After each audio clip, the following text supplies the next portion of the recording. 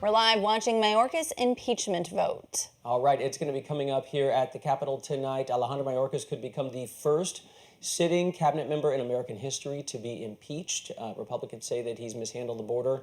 They are down to a one-vote margin. We'll see Serena, or Nate Hill's there watching the vote as it comes up, and we'll let you know what happens when it does.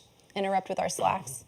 Yes. In New Hampshire, officials believe they found out who was behind those weird robocalls pretending to be President Biden, telling people don't vote. The call circulated right in the days before the primary. Anyone who got the call heard what they probably thought was President Biden telling them if they vote in the primary, they were not allowed to vote in the general election. But it wasn't Biden. It was artificial intelligence, and as many as 25,000 people received that false message. Now, fake robocalls, they're not new. They've been happening as long as robocalls have been around. But this is believed to be the first time AI was used to interfere in an election. Okay. Still ahead, on the race this Tuesday night, Republicans in the House unveil a new resolution relating to former President Trump and the January 6th insurrection. We have more on that after the break. And later, we speak with the author of a new book that takes a closer look at Georgia's election interference case.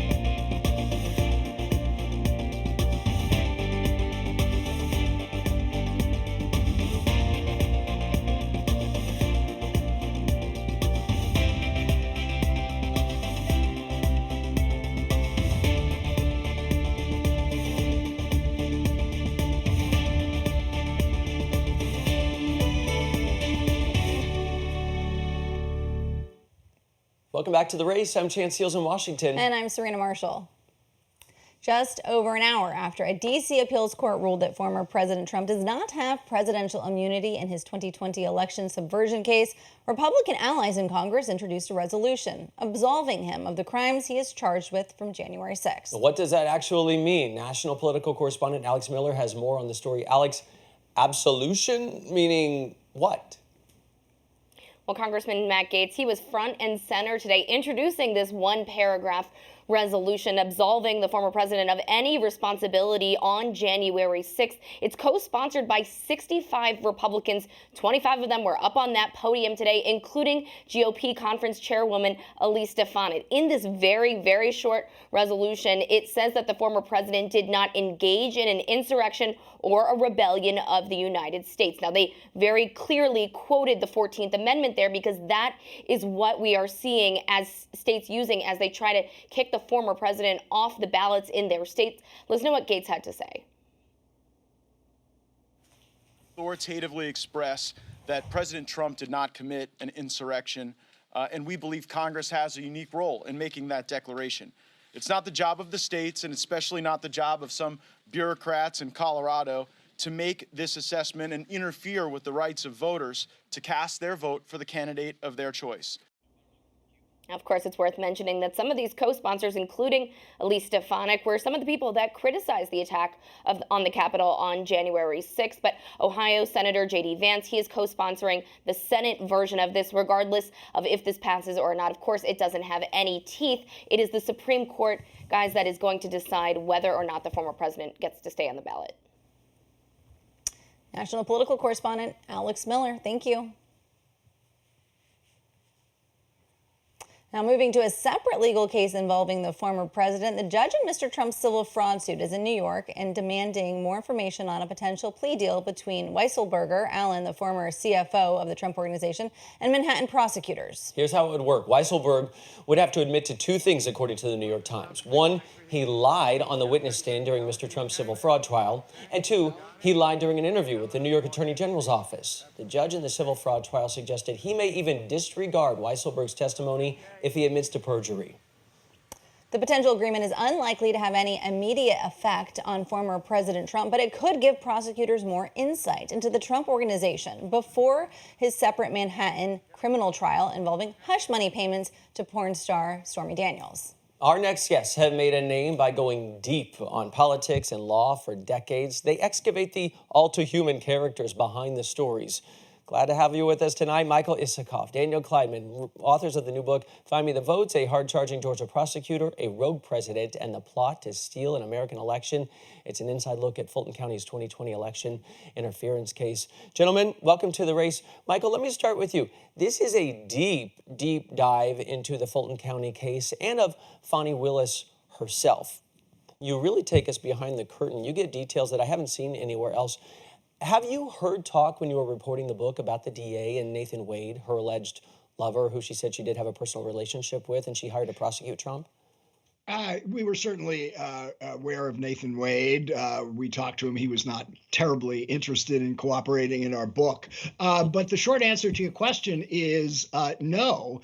There was no hints. There was no gossip. There was no talk about a relationship between Fani Willis and Nathan Wade. And not only that, I mean, we've talked since all this came out with people on her team, somebody very close to her who saw them together every day, and they were as stunned as the rest of us by the revelation of the relationship.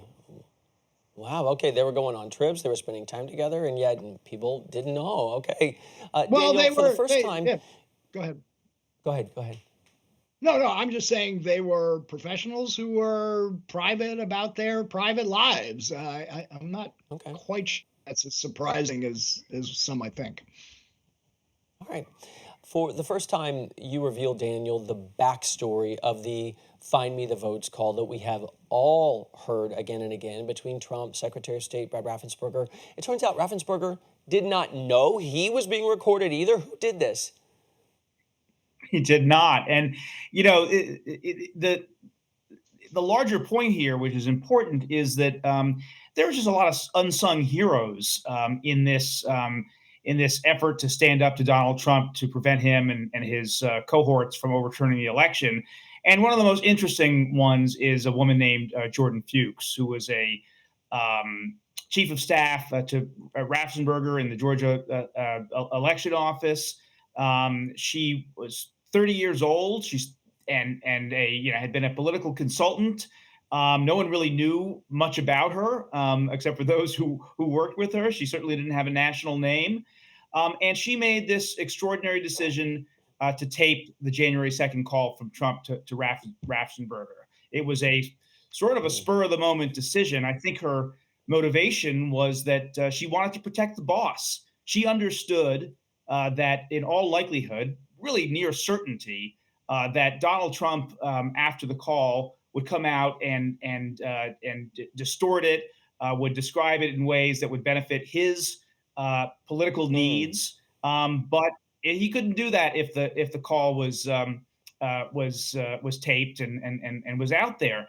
And she did not. You're right. She did not tell her boss. She did not tell Chief of Staff Meadows. She did not tell, obviously, Donald Trump. She did this unilaterally, and she did it at great risk to herself because, as it turned out, she was in Florida visiting her grandparents. Florida is a two-party consent state, and so she needed the consent of everyone on that call to record them. She didn't get it. There's a technicality. Which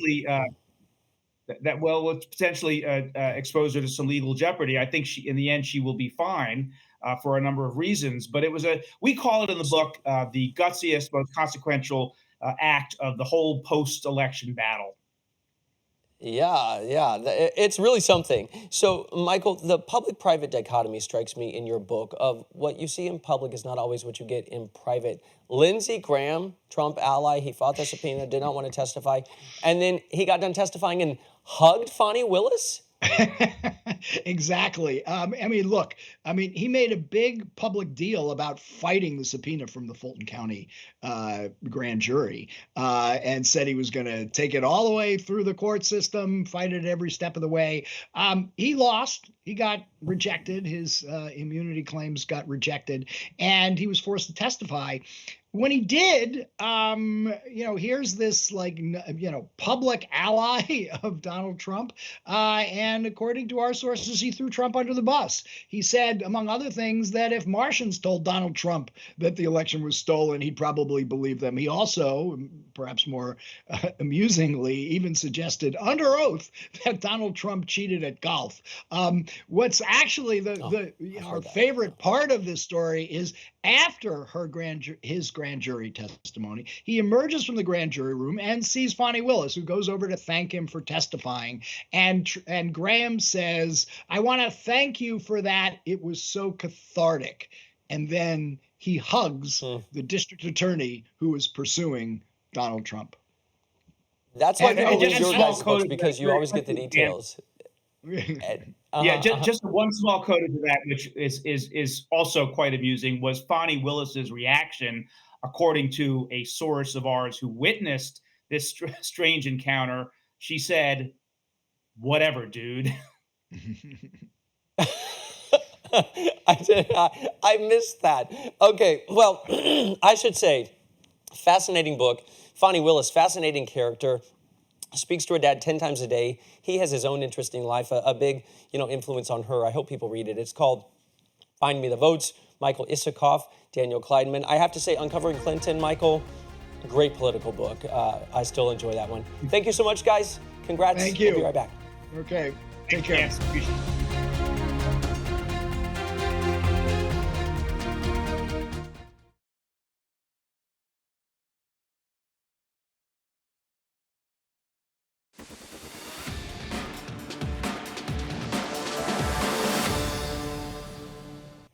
Happening right now, a nail biter. The House is voting on impeaching Homeland Security Secretary Alejandro Mayorkas. Look at that vote, Serena. Oh, it is tied. I think we're waiting on one more vote. So we want to get back to congressional correspondent Nathaniel Reed. He joins us live from Capitol Hill. Nate, update us. Where are we? Yeah, I want to be clear here. If a vote in the House of Representatives ties, this is not the U.S. Senate. It fails. If this vote does indeed tie, it will fail. And part of the reason we're not seeing one of those votes right now, there's one Republican who hasn't voted. That is Steve Scalise, the House Majority Leader. He has a rare form of blood cancer. He says it's treatable. He's been largely in and out of D.C. because of that treatment. And for that reason, this vote very well could fail on impeachment, not because the one Republican who hasn't voted didn't want to impeach Secretary Mayorkas, but because he simply is not in D.C. and frankly, could not be in D.C. and could not vote because there is no remote voting in the House of Representatives. That was something that existed for COVID, but has since gone away. Republicans removed that option when they took control of the House of Representatives last year. So I cannot overstate how rare this is to see a tie vote in the House of Representatives. But this is what Mike Johnson, the Speaker of the House, has been dealing with. When you have a really, really slim majority like what he has, you basically have the possibility of having tied votes. And this Mayorkas vote, 3 Republicans voted against impeaching. It appears that the vote tally has changed here. Yeah, looks like even, 4 I guess, another Republican Republicans. possibly voted. Yeah, They we're trying to switched their figure that vote. out now. Would something like that, Nate, be that someone changed their mind? Or, I mean, from my days covering the Hill, I remember many times the Speaker will vote no because it allows them to bring up a vote at a later time. Is this a technicality? Yeah, that's something that typically happens in the Senate. Right now, we have a producer, Sam Lisker, who's in the House chamber. He's literally, with all the other reporters in there, gavel? struggling to see up on the live board, which is just above where the camera is. The yeas are I don't think we have the gavel. 214 and the here nays we go. are 216. The resolution is not adopted.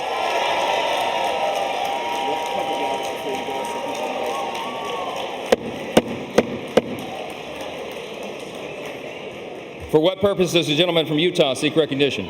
Mr. Speaker, I have a motion at the desk. The clerk will report the motion. Mr. Moore of Utah moves to reconsider the vote on adoption of House Resolution 863. The question is on the motion to reconsider. Those in favor say aye. Aye. Those opposed say no. No. The ayes have it.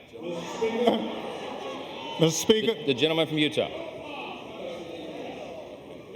Mr. Speaker, I request the yeas and nays. The yeas and nays are requested. Those favoring a vote by the yeas and the nays will rise. A sufficient number having risen, the yeas and nays are ordered. Pursuant to Clause 8 of Rule 20, further proceedings on this question are postponed. Pursuant to Clause 8 of Rule 20, the unfinished business is the vote on the motion to suspend the rules and pass H.R. 7217, on which the yeas and nays are ordered. The clerk will report the title. H.R. 7217, a bill making emergency supplemental appropriations to respond to the attacks in Israel for the fiscal year ending September 30th, 2024, and for other purposes. The question is, will the House suspend the rules and pass the bill? Members will record their votes by electronic device. This is a 5-minute vote. Vote on the floor of the House of Representatives failed, and that is a large product due to the sheer vote totals that Speaker Mike Johnson has in the House, where he just does not have a lot of leeway on these votes. If members of his party move in a different direction, you can see a vote fail. So now, still, to this day, no sitting U.S. cabinet member has ever been impeached in American history. You might remember 150 years ago, we've talked about how Secretary Mayorkas would have not been the first cabinet member to be impeached. The last cabinet member in 1876 resigned just minutes before that vote. Secretary Mayorkas, unlike William Belknap in 1876, had the support of his administration and was remaining on. Biden has said that he supports Secretary Mayorkas. But that being said, all that aside, House Republicans were unable to pull this off. This was a key priority of theirs, especially when they won the majority in the midterm elections, to impeach members of the Biden administration and possibly even President Biden.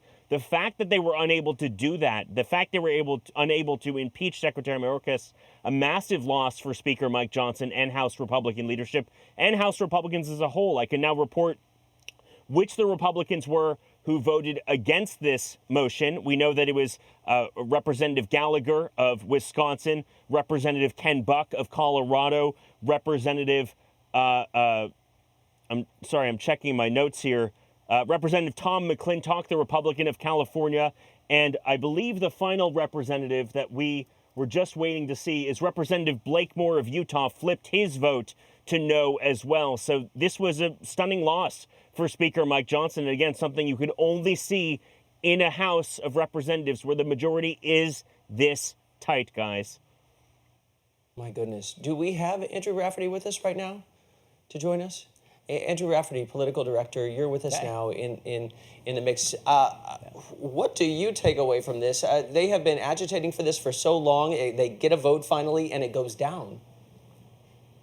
Yeah, well, let's take a step back and think about everything that happened just within the past 24 hours. Immigration was an issue that we know Donald Trump most certainly is running his campaign on. It's one that traditionally has favored Republicans, and one that looked like it would be driving conservative voters going into the fall and into November. And that certainly may still be the case. But what has happened at the House of Representatives specifically and the Senate has not been good politically for Republicans. You have this vote that Nate was just outlining very clearly as a loss for House Speaker Johnson, and as well as on the other side of Capitol Hill, you have a bipartisan deal that is not being voted on. And you can debate the merits of that, and maybe that's not necessarily a political negative for Republicans. But if you're Joe Biden and you are Democrats, you are laying all this out and saying, hey, look we know things are not good at the border. We're trying to fix things. We have another party that is very clearly not being able to fix things and has no interest in fixing things. And so it is something that they are very strong. Republicans are very strong on immigration, and they generally are seen as a party that's better able to handle both the border and more comprehensive reform. But I do think there's a little bit of an opening after what's just transpired over the past few hours here, because this is just a little bit of a debacle that really didn't need to happen. There was really no need to try to bring this vote to a floor or impeach the Homeland Security Secretary. So I think this is no doubt going to be driving Democrats over their narrative over the next few weeks. And I think it'll continue all the way into the fall, guys. Hey, Andrew, really quickly, do we think that this Andrew, will change if I can just say here, Nate, go ahead. I just want to note here that this is probably not the last time that we're expecting to see this on the floor of the House of Representatives. The House Republicans, Speaker Johnson can fully bring this back up. There's a special election in New York in a couple of weeks that might change the number of Republicans and Democrats in the House. Furthermore, Steve Scalise, the House Republican leader who is not in D.C. because he's receiving treatment for a rare form of cancer, he is expected to return as well. He's out of D.C. for treatment right now. So the math could still work in House Republicans' favor. But the fact that they can't impeach Secretary Mayorkas right now, still a major strategic loss for House Speaker Johnson. Nate, Andrew, we'll check back in with you later about all of these topics, too. Thanks for joining us right now with this breaking news. My gosh, a lot leading up to this. Goes down in flames, but could come back again. We'll be right back.